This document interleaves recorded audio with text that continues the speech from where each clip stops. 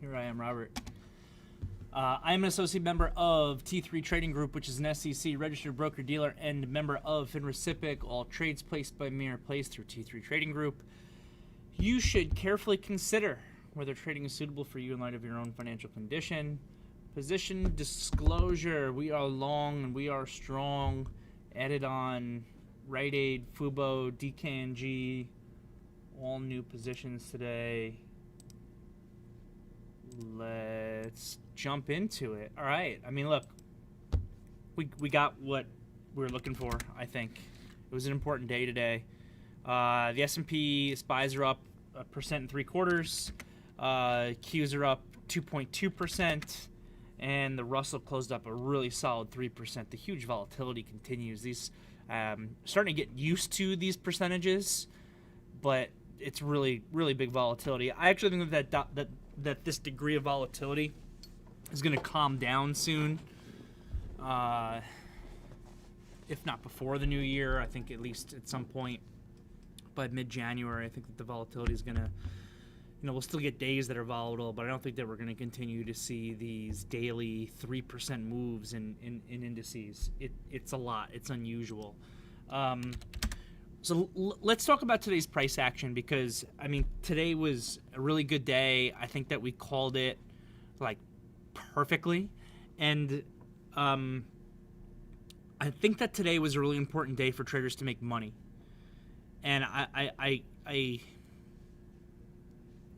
hate saying that a little bit because while I know a lot of you did really well today, I know that not everyone necessarily made money today because, well, it's how the market works. Not everyone necessarily makes money today on any individual day, even if you're part of a good team and even if that team has all the right call-outs they like we did. But it's an important day today to make money because the market hasn't been easy recently. There were periods of time in 2020 and periods of time, particularly in the first half of 2021, where it seemed like every day was easy.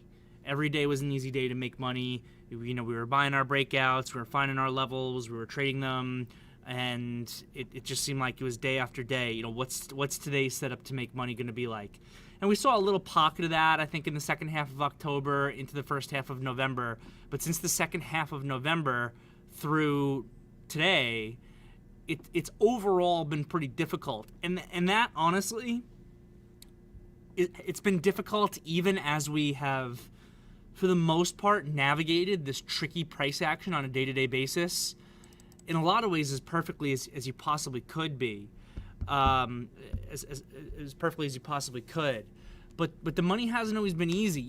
Even yesterday, which to me yesterday seemed like a day to. I think everyone knows I had a really bullish thesis coming into the day yesterday.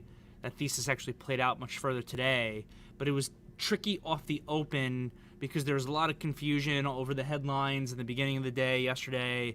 The market was tricky. We broke that opening low. We broke our pre-market lows even on some of the indices, and then we kind of snapped back to close well. And I remember the bottom, we talked about it yesterday's afternoon meeting. Yesterday was at like a random time, like 11:40, with no capitulation, very low volume. We just kind of turned around and grinded up. And we said in yesterday's afternoon meeting, which played out today, and made things a little bit tricky today, that if we get a big gap up today, which we did, that it potentially will be difficult because the ideal situation is that you want to be buying today versus yesterday's low. And again, you come in and the market's gapping up like 1%, filling a gap with a gap. We were at like this 460, that we traded down to like 450 yesterday, and then we gapped up to 459 this morning, almost right back to that 460. So from the perspective of the market, very difficult to buy. And if you look at the 5-minute chart of the SPYs and Qs especially, even though a lot of the trades that I called out for the team here in the morning meeting and some of the trades that you guys brought to the table for the morning meeting worked out really well, for some of them, like that Fubo trade, it was kind of by the skin of our teeth because we were fighting the market a little bit off the open, which was the thing that I was nervous about. I was nervous with some of our individual trade ideas that the market was gapping up so big. It's technically a common gap. If the market's pulling back off the open, we might actually really be fighting the market here a little bit, and we were.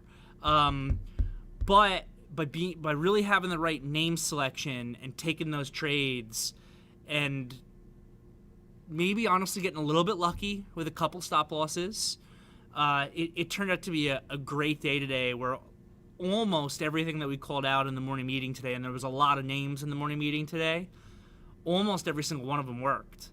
And that's why, even though, again, maybe the opening was a little bit difficult because of the market, all of the trades actually worked. And I don't know about you guys, I don't know if you could kind of hear it in my voice in the morning meeting. I had a lot of kind of conviction about today, that we were going to get the rotation that I've been looking for. We started to get that rotation for the first time on Friday, which surprised me a little bit, because I thought it would either happen right after the Fed or starting this week on Monday. We actually started to get it on Friday, so the timing of that surprised me a little bit. I thought we would continue to get that into Monday, but Monday we got hit with all those macro headlines over the weekend that it kind of increased correlations across the board, and we already know how yesterday played out, so I won't go into detail on it. And then today, we saw a resumption of the rotation that we had seen on Friday.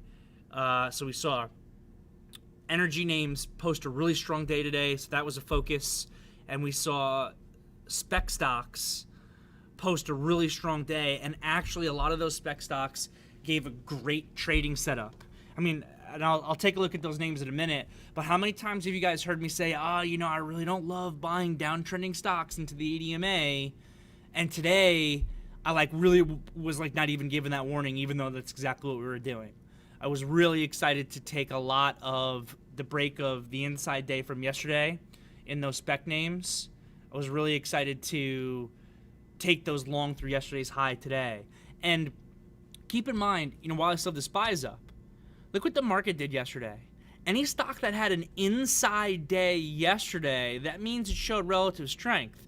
So when we look at Fubo, DKNG, Penn, Hood, Upstart, Triple D, all these names that we spoke about in the morning meeting, when we take a look at those in a minute, keep in mind that those were able to post inside days yesterday after showing good strength on Friday. They were able to post inside days yesterday when the market did what it did.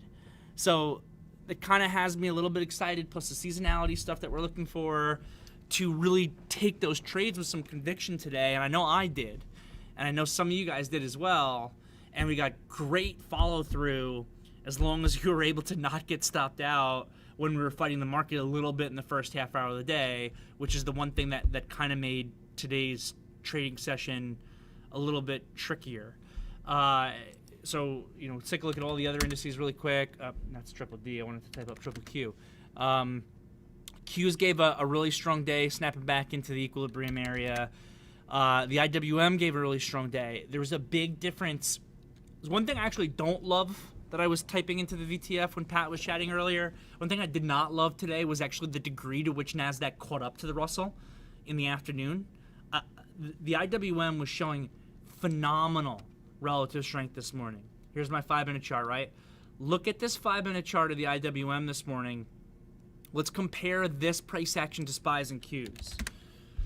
SPYs pulling back, lower high, pulling back deeper, finally going into their uptrend.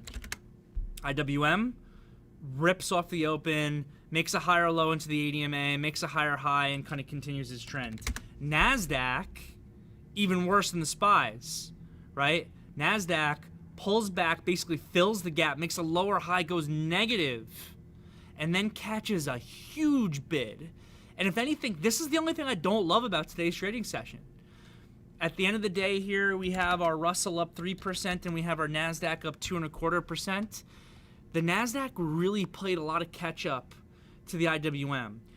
And that's fine. It's not the end of the world, but what I want to see is I do want to see a little bit more money rotation. I got no problem with the NASDAQ going up. I'm long Apple. I'm long Microsoft. I want the stocks to move higher.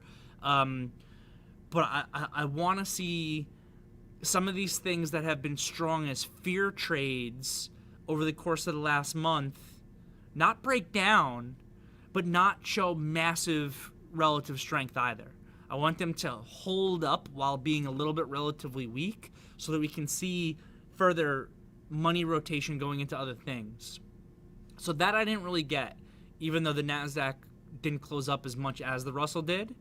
But overall, I got what I was looking for, especially off the open. So going back to daily charts here, I mean, we just had so many things on the radar today. So first of all, energy gave great follow through. You know, particularly like the Oxy. I didn't get back in. There was just too much on my plate. But I mentioned, you know, I was buying Oxy a couple days ago at $29 because I really liked this candle here. Well, this candle is like telling you the same message as this one, and we're gapping up just like we did here when I bought it, but we're doing it from a point of even greater extension to the downside and better pricing. So this was one that I liked the idea of starting to buy at $27.50 off the open, similar to how I bought 29 a couple trading sessions ago. I ended up not getting involved just because there was just too much other stuff on my plate. But energy was solid. Materials, Alcoa was called out in the morning meeting by one of you guys. We talked about going long Alcoa versus yesterday's low through $54. Gave phenomenal follow through for anybody who was able to catch it. We saw some bullish option flow hit on the stock today as well. Really, really solid. You know, CLF not as strong of a day, but somebody on the team called out the gap fill perfectly here, and I was like, oh, I don't like it. Why is it filling its gap when the other material names are so strong? And then again, that happened to be the low, followed by an inside and up there. I like CLF broadly. CLF's got some work to do, though. Inside day today, this thing should have been a little bit stronger. This thing should be closing above 20 today. So we'll keep an eye on it. But going over to the spec names, right? Fubo. So this is what I'm talking about. The relative strength on Friday, followed by, honestly, relative strength yesterday. I know it was down on a percentage basis a lot at lows one point, but look at Fubo and a lot of these other stocks giving inside days yesterday while the S&P was doing this. Or even if you want to look at the IWM, even while the IWM was breaking lows, you got this Fubo here that was able to give the inside day. So Fubo, the call in the morning meeting was to buy through yesterday's high, which is 1656. As soon as the market opened up in this thing, I called out that I was cheating, meaning I was buying earlier. So I bought stock at 1620 something because this opening volume, you could just see it. This opening volume, this opening momentum looks so good. You had DK and G break it at the same time. So I cheated on this one a little bit and then added through the 1655, 1656 spot. And then this is the one that we got a little lucky on. This percentage pullback here was too much. Again, why did it pull back as much as it did? Probably partially because of the market, right? This is when we were fighting the market here a little bit with some of these stocks that gave these great opening momentum moves through those highs. So it was a little bit nerve-wracking here, but if you stuck to your game plan, you didn't get stopped out. And I love to note this too, because everyone always likes to whine and complain when they get stopped out by like a penny, but no one ever recognizes, oh, just in the same way that once in a while I get unlucky by getting stopped out like to the penny on stuff, once in a while I get lucky by not getting stopped out by a couple pennies. And that's what happened here, right? Opening low was a stop loss, 1611. This low here, 1613, held by 2 cents there. Then came our pivot low, and then this thing, ripped to new highs, closed up 6% on the day, and gave a really strong move. DKNG, next, go back to the daily chart. So many of these, it's just going to be the same setup, the same pattern over and over and over again, and it just worked and worked and worked and worked. Relative strength on Friday when we first saw rotation, holding in yesterday when the market was selling off, giving a tight inside day. The call out was for a buy in DKNG above 28.65. I called it out into the VTF as I was executing it. I just simply had a buy stop, very simply had a buy stop at 28.65. Covered my risk, I think, into the initial pop, higher low. I think Robert was buying into this higher low. There's also an inside 5 here on the way up. And this one also, trended really well. And by the way, where can these things go? I think that we're finally possibly looking at a little bit more of an extended bounce in these names, provided we don't get any more crazy new headlines. I think into the end of the year here, we should see a further bounce on these things. 21 EMA is reasonable. Next stop, $34 to $35, I think is also reasonable next resistance, which I know again on a percentage move is a big upside move. So hopefully people got size and are up money, swinging it, and ready to make more money. What else? Triple D. So Fubo, DKNG, I got into those today. I also got into Rite Aid, but that was an earnings trade, so it's not the same setup. Triple D here was another one that I brought up in the morning meeting. Same thing, inside day into the ADMA, broke up, gave follow through. NMDM inside day yesterday, really cheap now at this point. This stock perhaps too cheap to even trade. Inside day kind of broke up. Brought that one up in the morning meeting today. What did CRISPR do? CRISPR actually never really broke. That was one of the ones on the radar. Pins was like a late comer. It took the NASDAQ relative strength to come in for this one to finally break. But same thing here. We'll see if that one can kind of go. Jumai, another one of our beaten up speculative names with the inside day yesterday breaking up into the 21 EMA. This thing could continue to work its way up to $14, $15. I think relatively easily. I'm not in that one, but it was also brought up.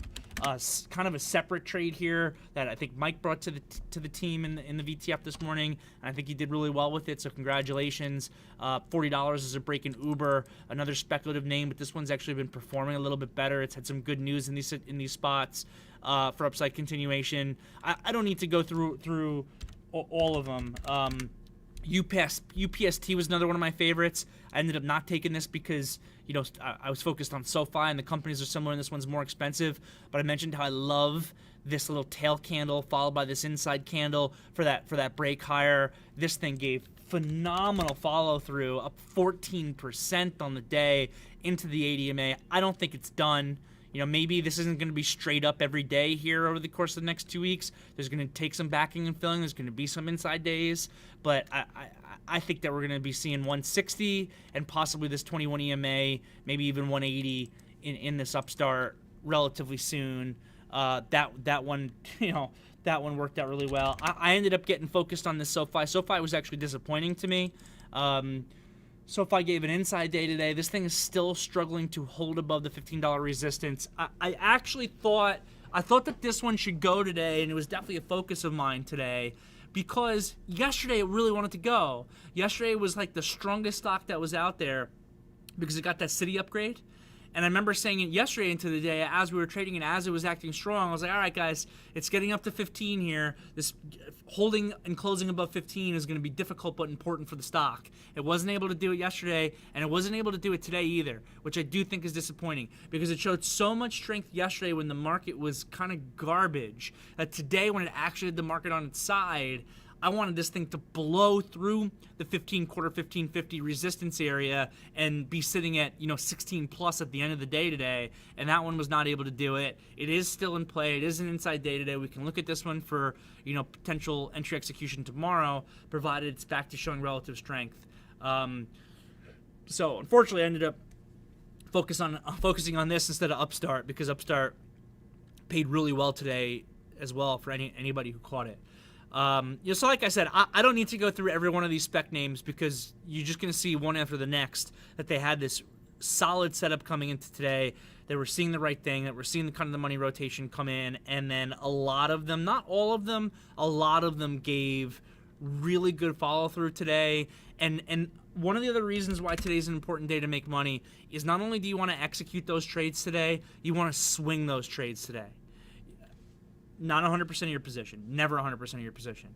We cover our risk, then we sell off another, after we cover our risk, which usually, requires about selling, maybe selling 50% of your position, then you're either holding the entire other 50% of your position or you're pairing out somewhere, you could pair out 25% on the way up, you could pair out even 40% on the way up, but you want to be swinging some of them. The market here, now I got the spies up, is in a much more difficult spot. We're in these twisting 8 and 21 EMAs here in the midpoint of the range that we've been in. The market could go lower or high. If you want to talk about pure technicals here, especially with today being a lower volume rally, you flip a coin and if the market's going higher or going lower. But I think even if the market, as long as the market doesn't break down, if we move higher, great.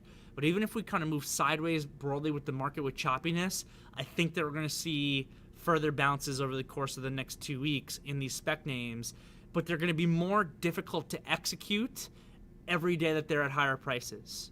Like even if we go back to like a DKNG right now, we gap up tomorrow. Let's just say we gap up tomorrow. We did close on highs, but again, with where the spies are, it's very hard to have conviction on how we're going to gap tomorrow. I had a lot of conviction we're going to gap up today, but it's difficult to have that for tomorrow. But let's just say we gap up tomorrow. Let's say DKNG gaps up to, maybe it's not even a huge gap, gaps up to 30.50. How do you execute at 30.50 tomorrow?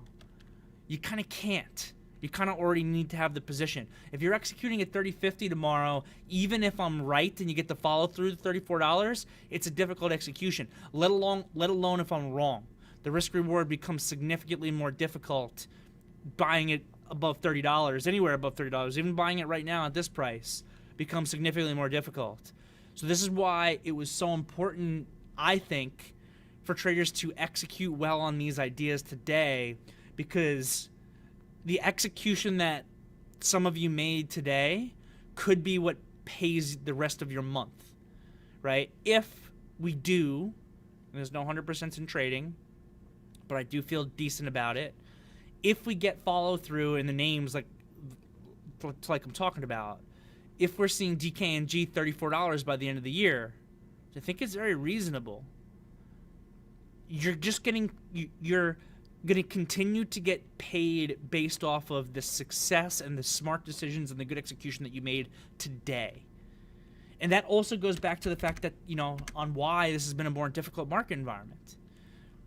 There have been periods of time in the last 2 years, sometimes decent periods of time, where it was like every day, it was like, all right, guys, what's the name today? What's the name of the day today? Which stocks are we going to crush today? And it was like almost every day, it was like, it's this one, it's this one, it's this one, it's this one. We're making money everywhere.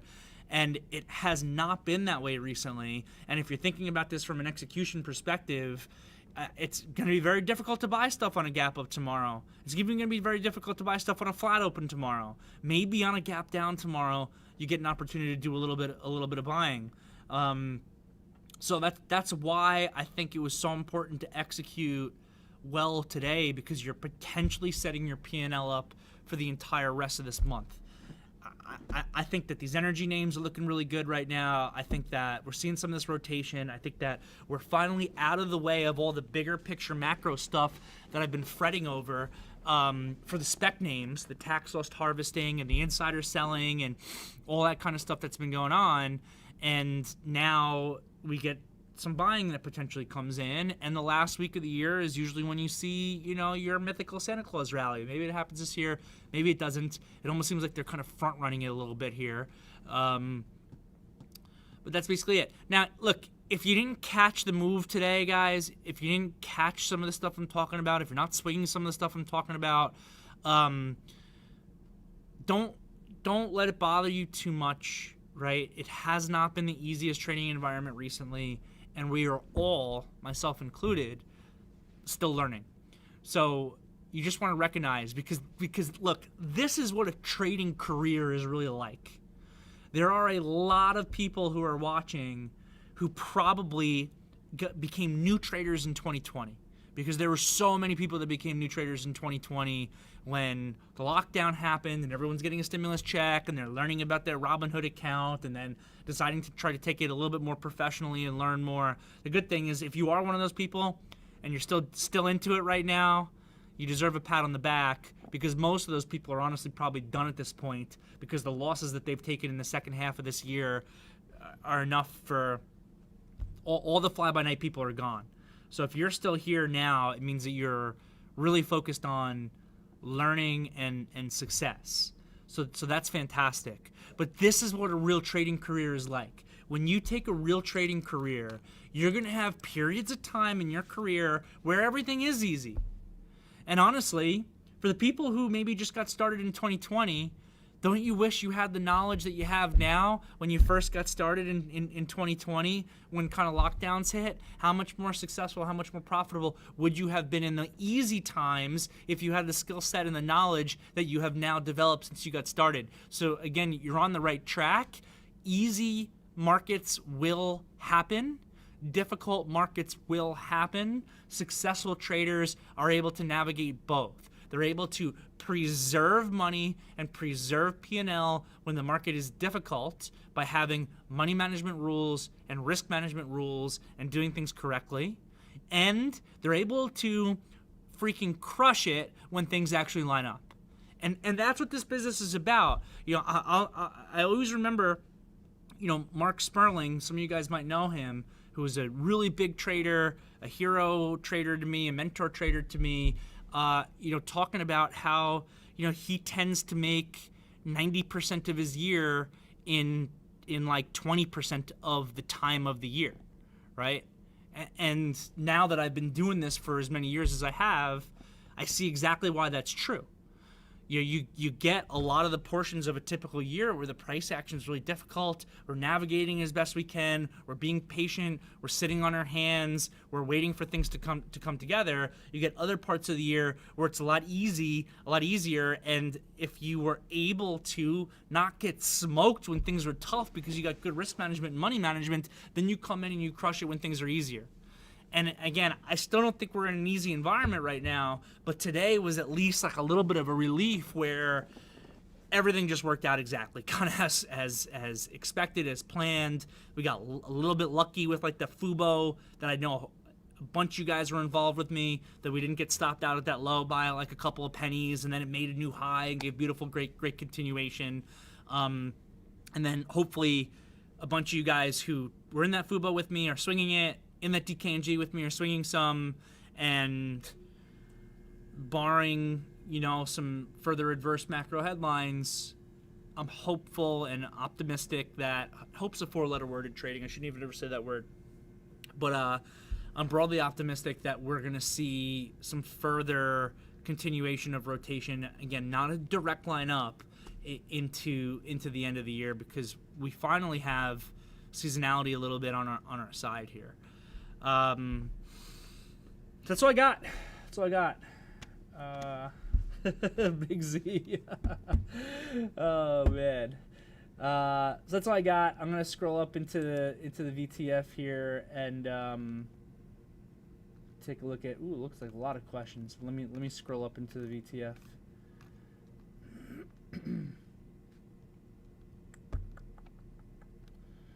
All right. Russ saying that I was excited this morning like a kid in a candy store. I was. It felt good. Next I'm seeing is from Corey Guy on YouTube. Have you experienced fluctuations like this in mainstream ETFs before? If so, what kind of future do you think they have as far as recovery goes? Okay, when you say mainstream ETFs, I assume that you're talking about your indices, SPY, SQs, IWM, and I assume that you're talking about some of your sector ETFs. And this has been one of the unique things about this market. I have seen fluctuations like this before. I usually don't see fluctuations like this close to all-time highs. Usually, volatility picks up into market corrections and into bear markets. So usually, if I'm seeing this degree of volatility, where the indices are moving 1 to 3% a day like we've been seeing, usually it's because the market's down 10 to 20%. Not just a hair away from all-time highs. And that's been, I think, for me mentally, that's been one of the most difficult things about this environment. Is like we're having volatility like we're in a bear market with the market that just made all-time highs for the S&P, all-time closing highs like 4 trading sessions ago. Like it makes no sense. But when you take a look at like the equal weighted Qs and you see, how beaten up that they've gotten, relative to the NASDAQ, you see that it's really kind of Apple and the heavy market cap stocks that have actually been holding up the indices a little bit more. And especially if you look at, we are in a genuine bear market, if not depression, for growth stocks. In the same way that I said that we were in a bubble for growth stocks in February of this year. I was also the one shouting from the rafters back in February, these companies don't belong at these prices, this is absurd. But now I'm also like, you're telling me these things are down 80%, some of them are down 50% in a month and a half, and we're not going to see like a retracement here where we can get through some tax loss harvesting. So that's the most unique thing about this environment. I've definitely seen volatile markets. The coronavirus crash itself was the craziest I've ever seen. Seeing the market, the entire market halt. something I had never seen really in my entire professional trading career. Seeing the entire market halt off the open on some of those days, and then like halt again, I felt like on some day. It was so insane.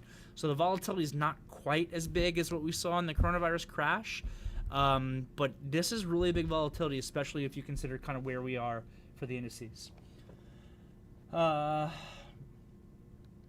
Next here from Chinggis. Can you please talk about how you choose your stop losses? Some versus yesterday's high, some versus the opening range. Also, when you trade versus the opening low, what gives you more conviction at the moment when you buy that the low is an actual opening low? Okay, cool. So kind of a multi-part question here. So first part of the question is basically how am I choosing my stop losses? Because sometimes, like in Alcoa, I was saying in the morning meeting, probably got to go long versus yesterday's high. Other things like Fubo, I'm using more of an ignition. It's not technically an ignition bar because an ignition bar would be the break of a resistance level, and Fubo and DKNG didn't break resistance levels today, so they're not technically ignition bars, but they were ignition bar-like candles. So basically, which was the opening candle, so it was using the first bar's low. It happens to be the opening low. It didn't have to be the opening low. So, another situation would be like, I didn't trade Robinhood today either. Robinhood had a late start here, which is also one of these spec names. But you see this volume pick up here. That's kind of a little bit more ignition bar candle-like. So you could be going, like to me, I don't like the time of the day here on this hood, so I didn't want to be involved in it. But you could have been long hood through yesterday's high just versus this 5-minute bar low. That's the same to me as being long DKNG through yesterday's high versus this low. It just also happens to be the opening low and the low of the day. So basically, choosing a stop loss broadly, before we look at individual examples, what I like to do is look for daily chart reward for intraday risk, right? So again, I'm looking at DKNG in the morning meeting at its daily chart, and I'm saying to myself, if I can clear this 28.65 today, and I get a good day today, this could work its way to $32, maybe even $34. That's the reward that I'm looking for. But the risk that I want, if you're trading daily charts, then you're giving DKNG to yesterday's low, or you're giving DKNG to low, honestly, the absolute low from 2 trading sessions ago, if you're trading daily charts. But now, if you're doing that, you're trading daily chart risk for daily chart reward.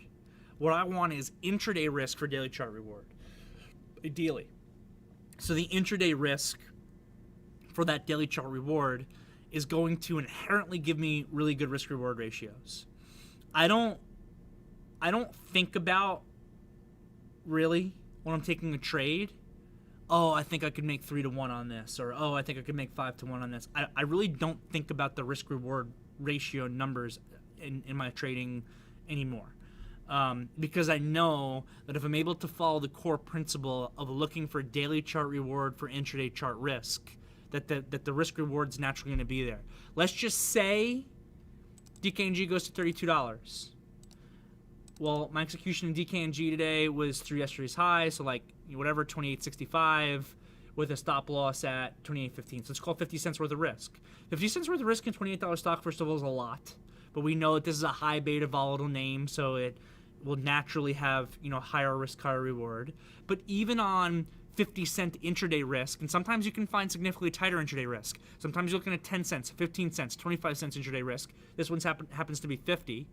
But even at 50 cents intraday risk, if I'm buying 28.65 and I get a move to 32, I'm looking at a pretty good risk reward there. Or like Robert, when he entered in this pullback, I'm sure he had even smaller risk than me. And hopefully Robert is swinging it as well because he got this perfect uptrend. Or in Fubo, I know I took an ad here through yesterday's high, but I got the intraday signal here at 16 quarter, and I think I took the offer like 16.28. So for that one, I got like 15 cents risk or 18 cents risk, something like that. Well, that 18 cents risk, same thing here. if I can get a move to this 21 EMA, if I can get a move to this $20 resistance off of 16 cents risk, you know, I'm looking at $3.50 worth of reward on 16 cents risk, maybe something like that. That's what I want. And then I'll tell you what, I won't be out of it. Let's say that they work out perfectly like that. I won't be getting out probably entirely at those prices either. I'll keep some, I'll trail it, I'll see if a reversal comes in, I'll let the stock stop me out like I always do. So really what I'm looking for, really, truly, on my trades is I want unlimited reward for intraday risk is really what I want. But it starts with the daily charts, right? So daily chart reward for intraday risk, a lot of that's what I'm looking for. So very simply, you know, the stop loss in Fubo is based on the candle in which the trade triggered. So I'm still executing based on the daily chart trigger using the intraday stop loss. The DKNG, you know, basically the exact same thing. Alcoa is a little different, and I'll tell you why. In practice, actually, $54 is a resistance level. So you could have bought through $54 today, and you could have used the low of the day at that point, the opening low, which is also like an ignition bar.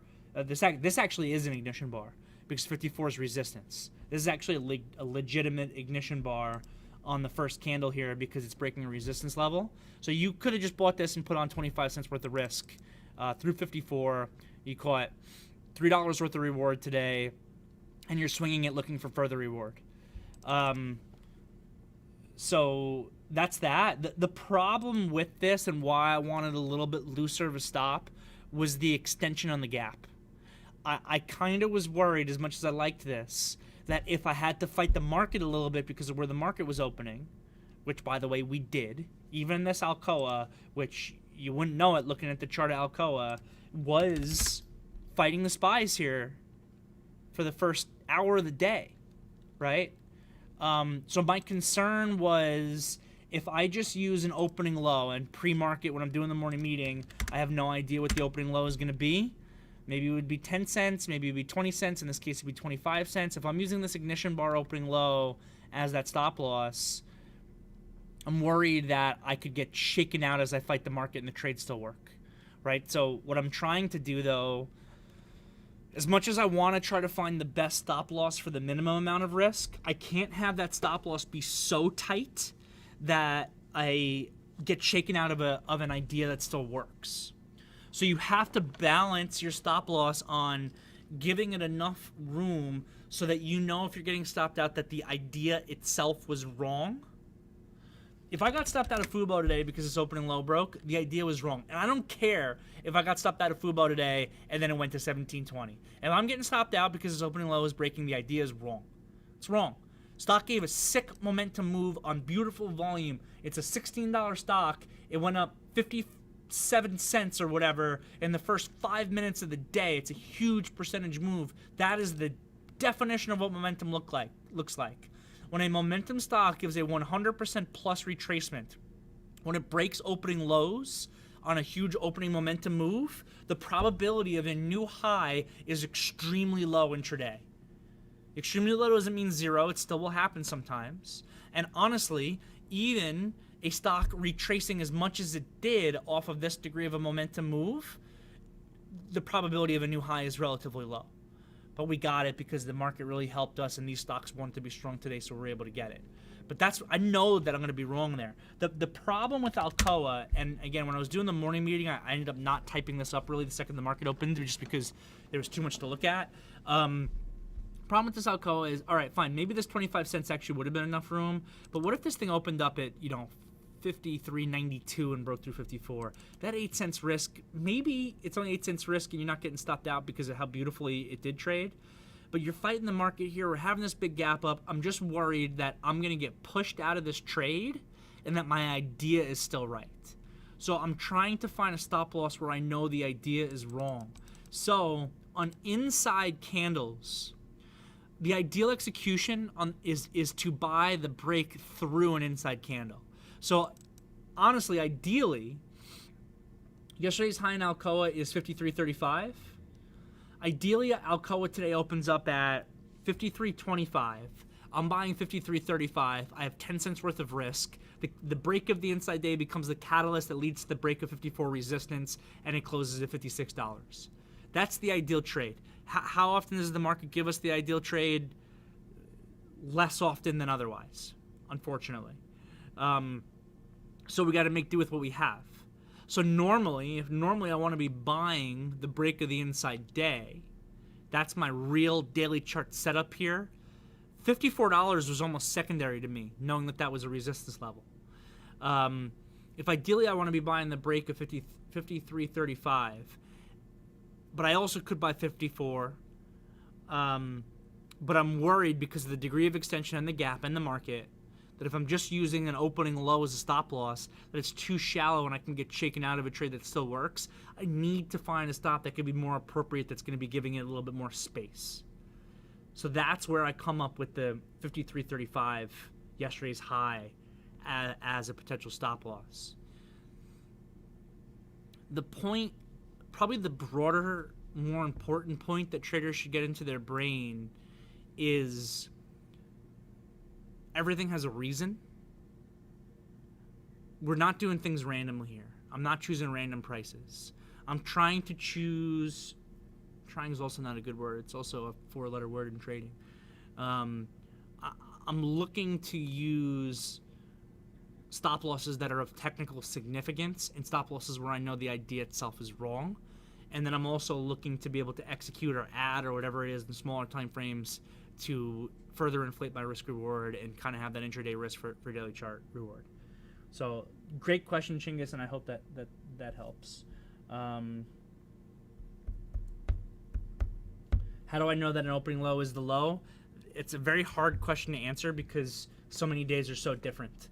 Like yesterday versus today, very, very different trading sessions.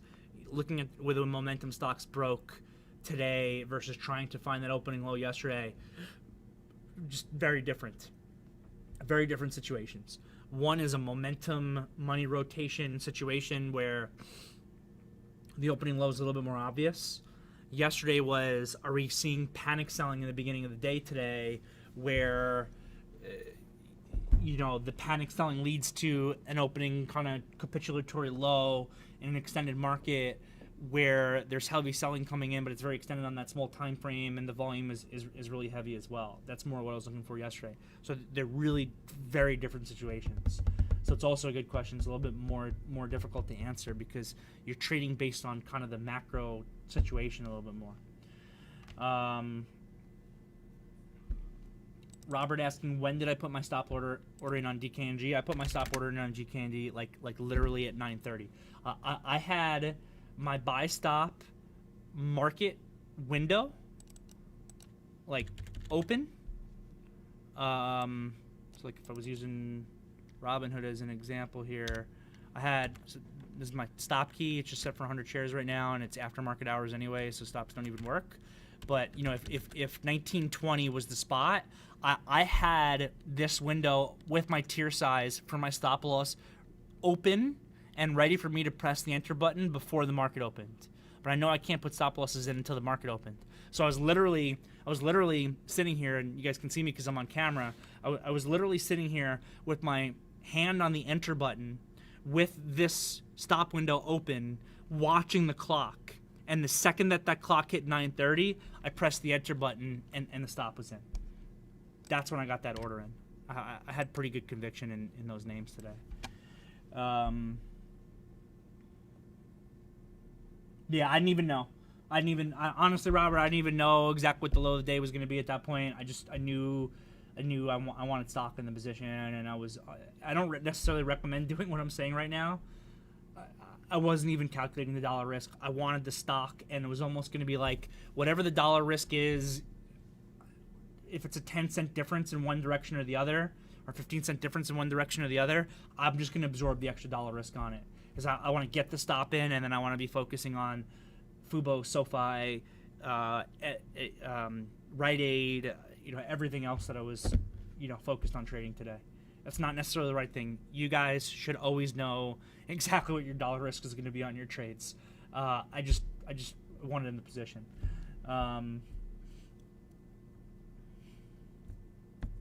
yeah, your pre-market analysis is hugely important.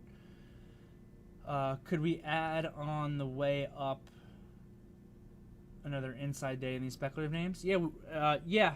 So most likely, even if I'm right, new setups will come in, and that's the beautiful thing about the market. The market's an opportunity creating mechanism, so hopefully new setups come in, and we'll recognize them and trade them. Next here from Shane, I was one of the ones who typed up Alcoa in the chat room pretty early. The main reason I did not take this one because the pre-market. The main reason I did not take this one because pre-market, although volume was low, we were trading at 53.99 ish, about 60 cents above the inside day. So I considered this. I considered this a gap up to potentially fight. I ended up taking Fubo for my opening drive play instead. Can you talk a little bit more about the execution, what the execution should have been on Alcoa? Why were you thinking 54 buy today? Would that have been 60 cents risk versus yesterday's high? Thanks. Yeah, sure. So I'm not necessarily saying that this Alcoa was easy to execute. And like I said, my ideal entry would be buying through yesterday's high. Now, we do know that this 54 is also a little bit of a resistance zone from these other couple of days. So that's why 54 is also executable.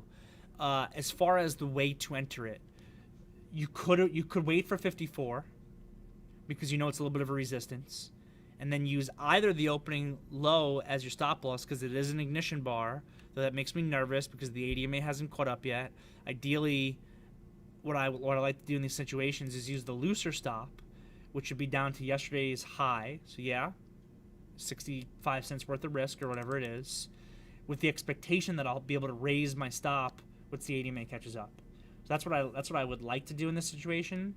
You also could, if you had high conviction, you don't have to wait for 54. You could have bought this as soon as it opened versus yesterday's high.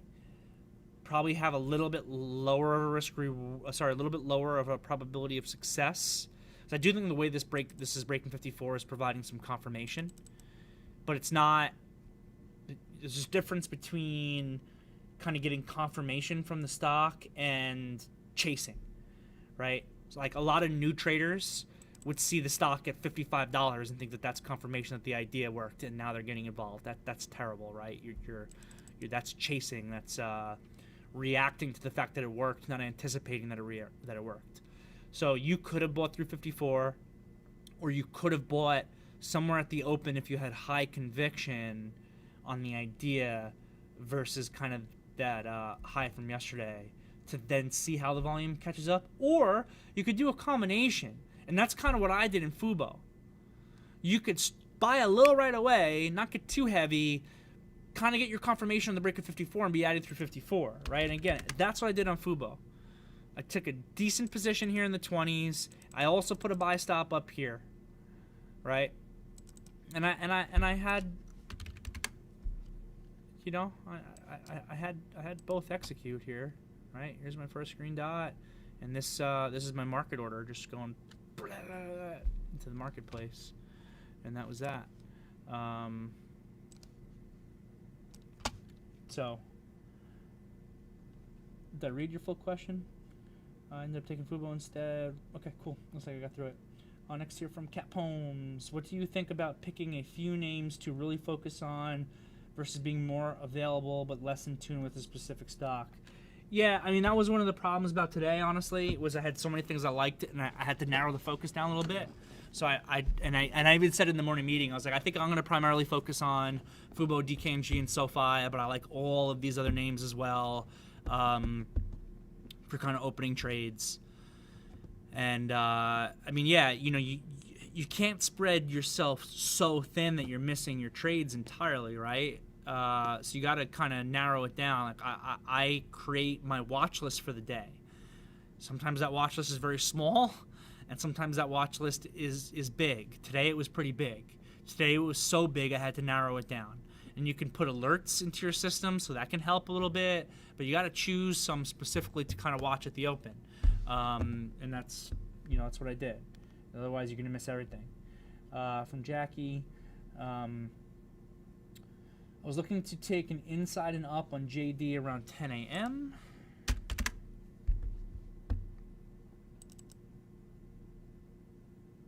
Okay.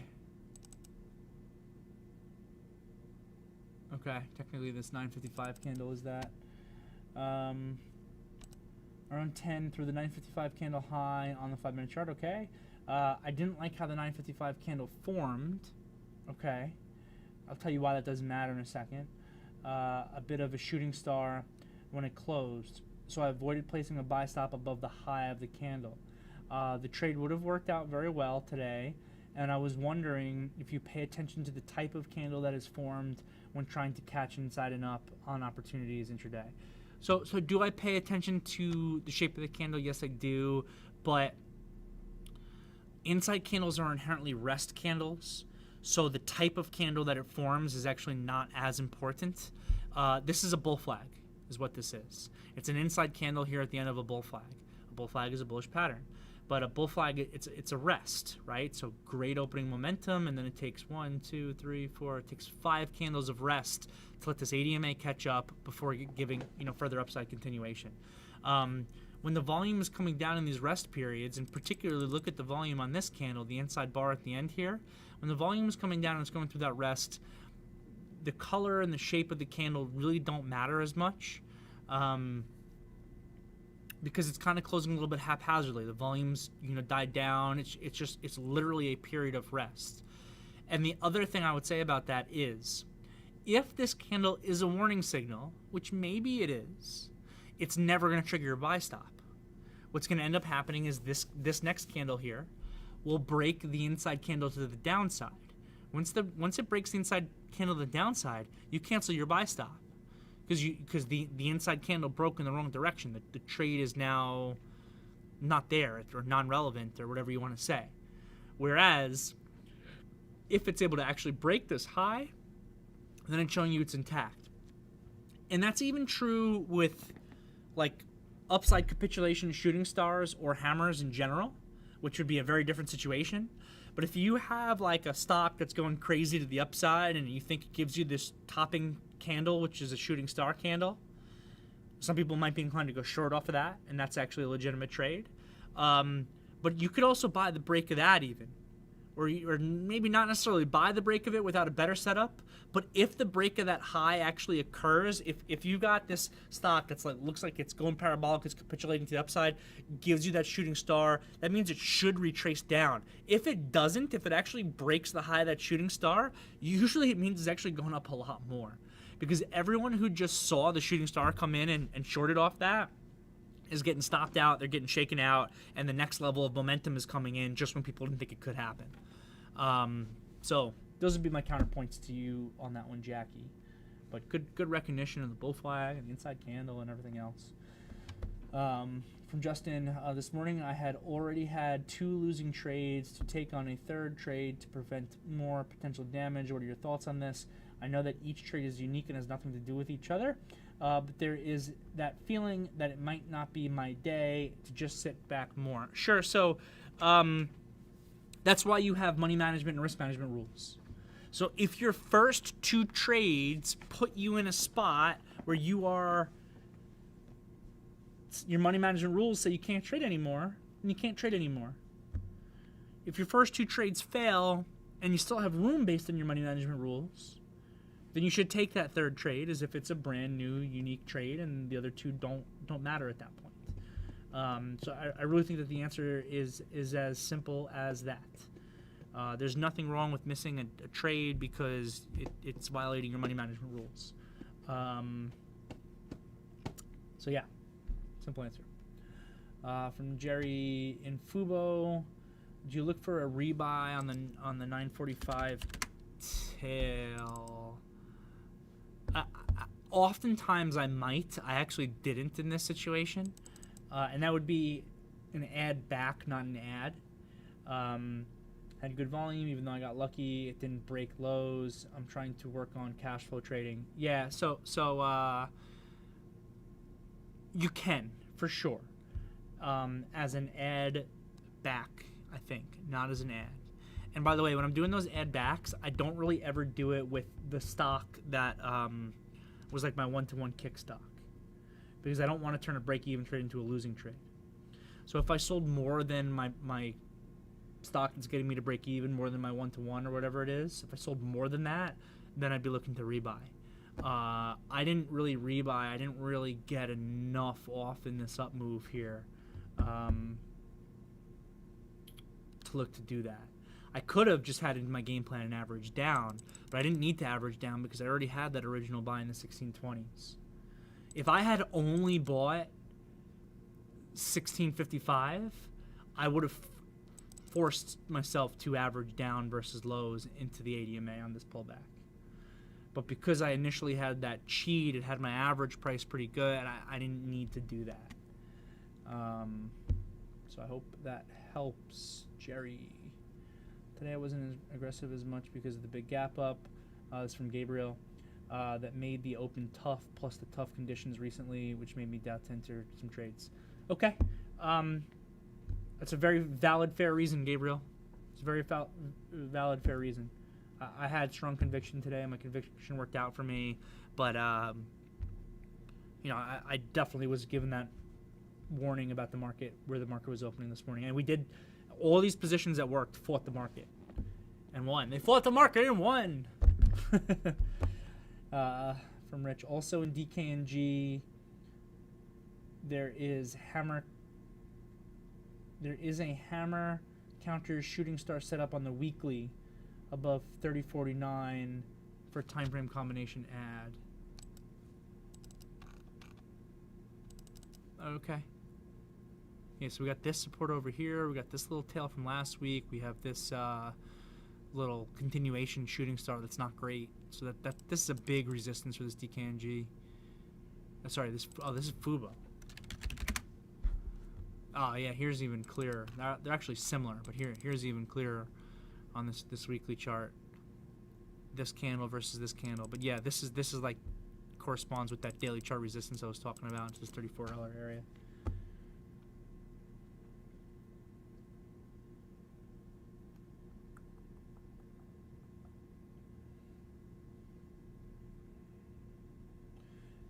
Chingus with the question, you mentioned that 50 cents risk for a $28 stock is a lot. How do you determine that? Just purely based on percentages.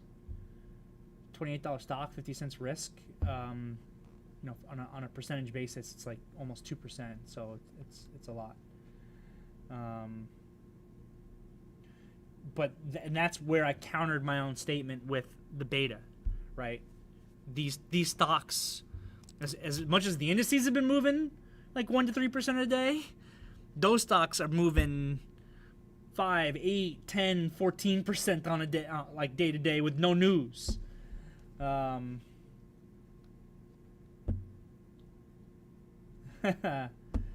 problem, Ernest. Thanks, Ernest. Next here from Sebastian. Can you explain why the ADMA doesn't matter as much in the daily charts? It matters. I missed a lot of opportunities because... Oh, you mean specifically today? Because all of the stocks had the ADMA just above, and I thought that they didn't have a good risk reward because of this. So yeah, so you're 100% correct would be the first thing that I would say, Sebastian. And you know, if you're in the morning meetings that talk about this the whole way down, every time there was like a setup, I'd be like, yeah, you know, there's a setup here, but I really don't like buying into the ADMA on these charts. And that, I would argue, is still a layer of probability against the longs in these names. So you recognize that layer of probability, and if it had you be a little bit more defensive, that's fine and it makes sense. My personal thought process was there were so many other layers of probability that were on the side of my trade that it was negating it. All the money rotation stuff that I'm looking for, the end of the year stuff I've been talking about, the rotation that we had already seen on Friday, plus the ability to have the inside day yesterday with that relative strength, all that other stuff that was there, I felt negated the layer of probability that was against me of buying a downtrending stock right into the ADMA. Thanks, Shane. From Bo Yang. Welcome to the team, Bo Yang. I found I am easy to lose money near moving average lines since the prices jump up and down near the line. Frequent, long, and short cost a lot. So first of all, you shouldn't be doing frequent. You're not a high-frequency trading robot, right? You want to execute specifically when you have a trading setup. Next, you got to learn, I know you're brand new, moving averages are not support and resistance lines. You don't buy or sell stock because there's a moving average there. I don't care what moving average you use. You don't buy and sell stock because the stock is touching the moving average. All moving averages are little squiggly lines. They're literally averages, right? We utilize them as tools. So I specifically like to use the 8 and 21 EMA. I also use a 20, 50, and 200 SMA, sometimes on daily charts, but I really like to use my 8 and 21 EMA. And I use them as tools that tell me equilibrium. And I can measure where a stock is trading versus its equilibrium area. I get into that in my classes, which I know you have access to, so I would definitely recommend checking it out and going through those classes. All right, gang, it's 10 after 5, so I am going to end the meeting here today. Good trading session today. Is it a day one? I don't know. Spies and Qs are in a little bit of a tougher area. IWM maybe has some more room to bounce. We'll see if we can get some follow-through over the course of the next few weeks in some of these names that we were executing today. And that is it. Have a great night, everybody.